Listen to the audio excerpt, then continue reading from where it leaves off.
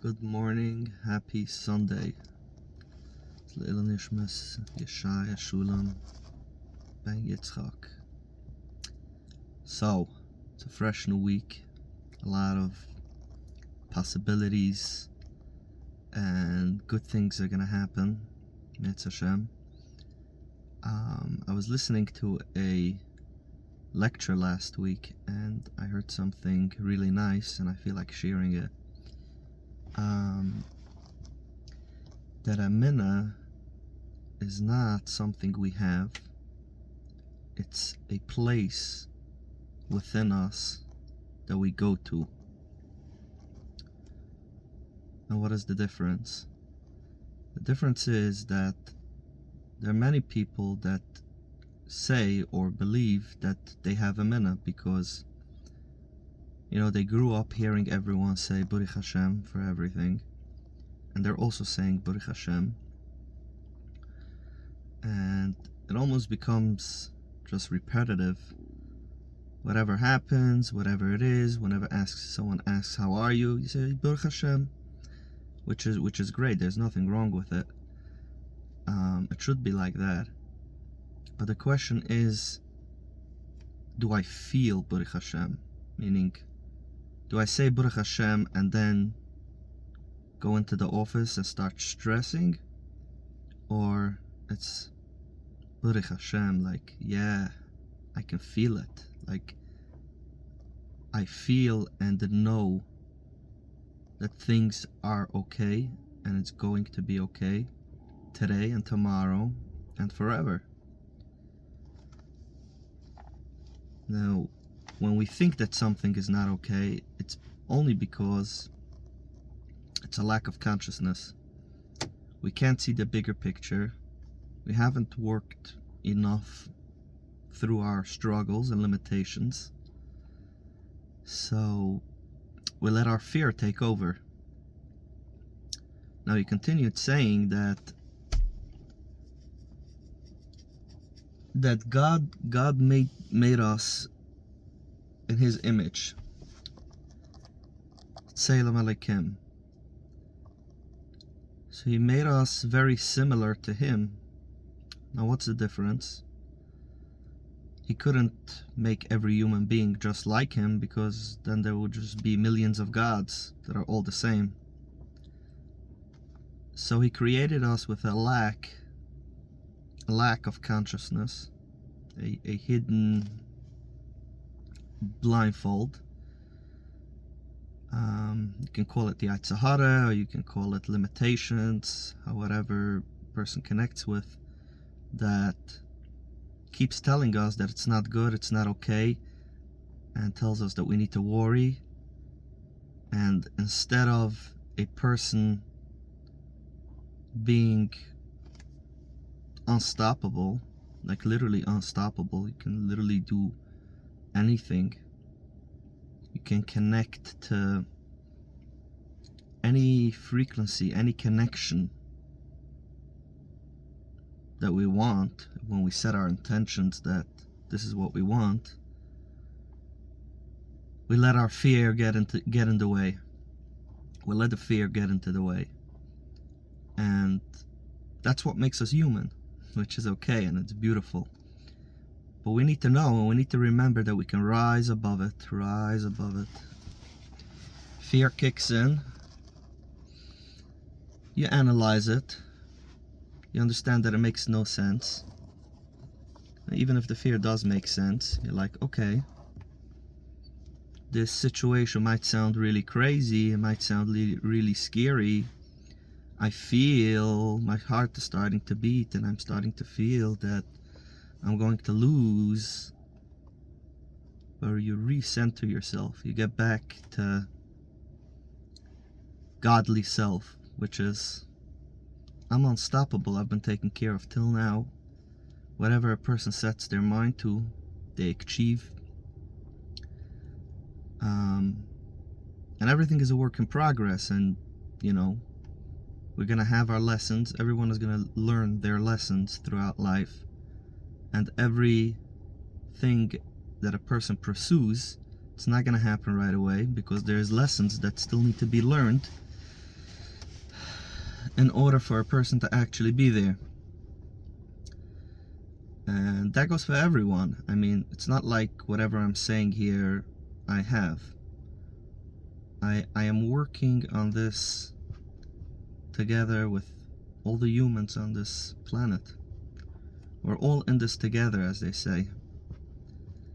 So, yeah, I just felt like sharing that. And with that said, I'll continue in the cipher here. Peace of mind and serenity. Among the Torah benefits of betuchen. When a person trusts in God, his trust will bring him to turn his heart away from preoccupation with worldly matters and instead dedicate himself to matters of divine service. So when we put our trust in God and we don't let our fear take over us, we actually get back to center, back to truth. Now when a person is in that space, he's not gonna let himself waste time doing things that are just anti-amina and are just like giving into fear. He's going to dedicate himself to matters of divine service, which divine service can really mean so many different things.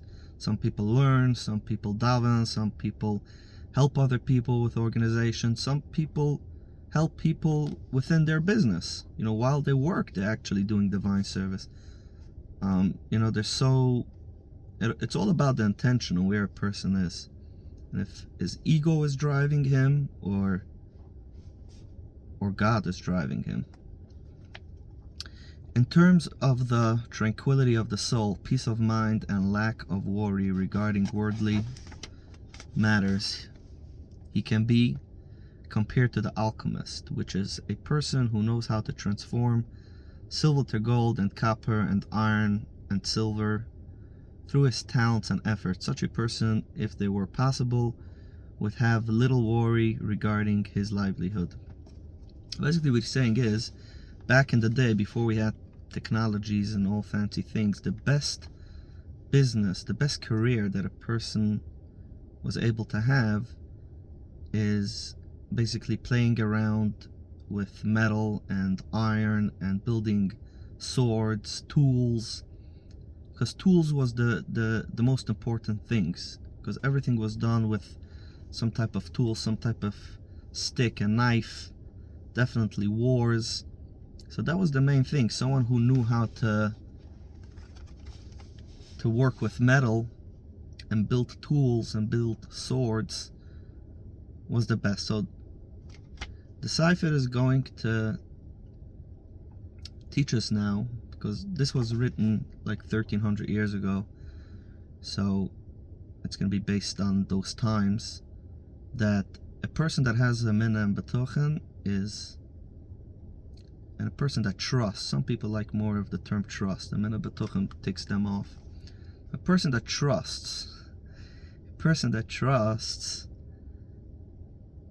is even calmer and in a better position than the person that has officially the best career. In today's days we would say like a banker or whatever, owns nursing homes or whatever the good business is considered nowadays.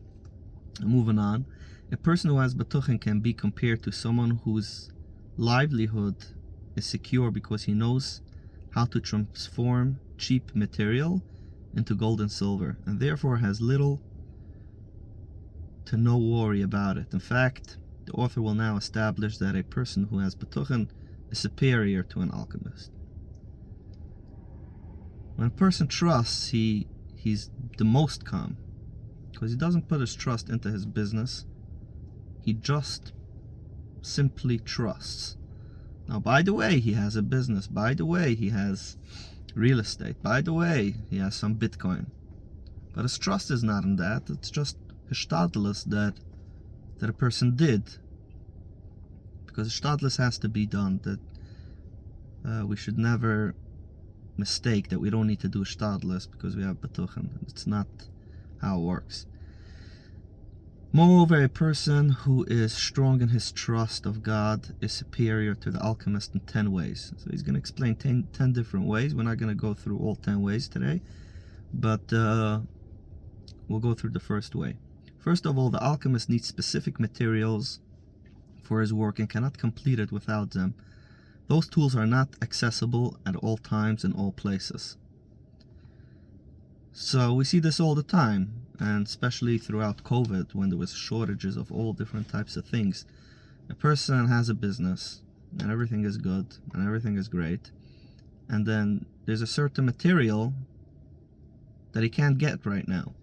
So basically his business is shut down, it's on pause until he has that.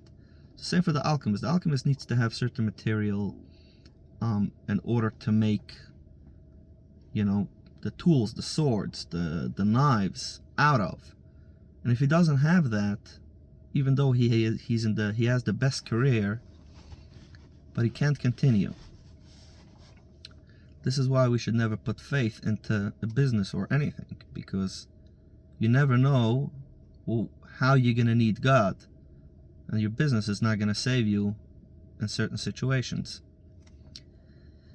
Conversely, a person who trusts in God has his sustenance guaranteed from any means available in the world, as the verse says regarding the man that the Jews ate in the desert, so that he would make you know that man does not live by bread alone, but by whatever comes from the mouth of the Lord does man live.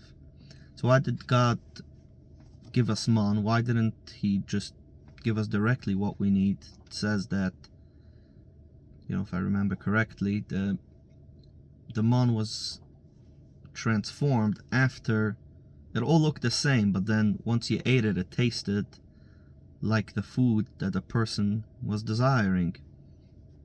So why did God give us the man? Because he wanted to show us that God is actually the one doing the transformation.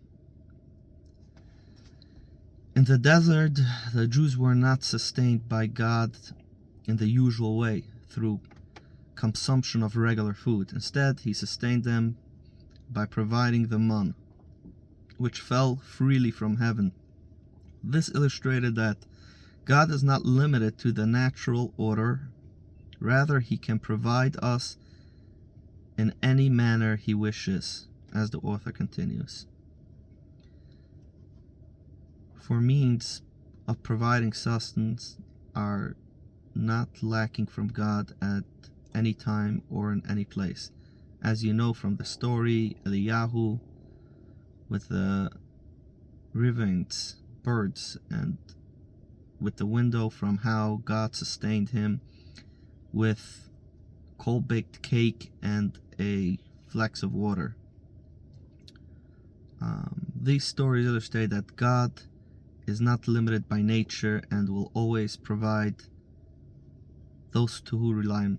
So he's mentioning a story, which I can't really get into the whole story, which is in the commentary here, of prophet Eliyahu that was running away and hiding, and there was birds. He was hiding in the cave, and there was a bird that came and brought him food every day, and a river just out of nowhere started streaming and gave him water. Concept that God can provide, it doesn't matter what the situation is. This concept can also be seen in the story of Abdallah, with the prophet about which he said, I hid 100 men of the prophets for the Lord, 50 men in each cave, and I provided them with bread and water. And as it says, young lions suffer want and are hungry, but those who seek the Lord do not lack any good. And the preceding verse says, fear the Lord, his holy ones, for there is no lack for those who fear in him. Brings back to the term of a lion. The young lion roars and screams when he doesn't have the food, the sustenance what he needs. But a person that trusts in God doesn't roar, doesn't scream, takes a deep breath, gets back to center, gets back into trusting, and God answers, God sustains every single time. Every single time. Yeah, so we're gonna continue, Mitzvah Shem, the second way of how a person is superior to the alchemist, in the next video. Have a wonderful, beautiful day and a beautiful week.